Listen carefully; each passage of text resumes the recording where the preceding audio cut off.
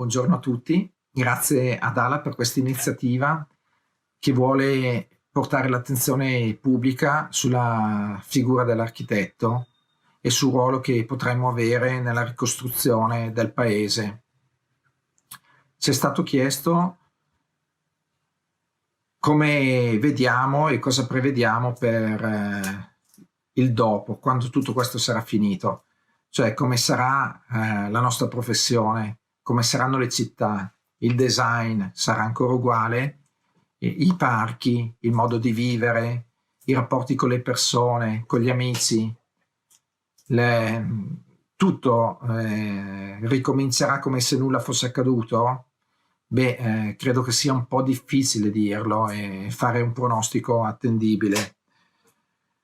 A mio avviso dovremmo fare comunque scorta di quanto accaduto e partendo proprio dagli edifici che loro malgrado sono stati protagonisti in questa tragedia globale, cioè gli ospedali, aprire un dibattito che si estenda poi su altre tematiche per far capire che la nostra figura sarà fondamentale nel ricostruire, nel ripensare paesi e città, quartieri, edifici, pronti ad affrontare anche emergenze di qualsiasi tipo esse siano.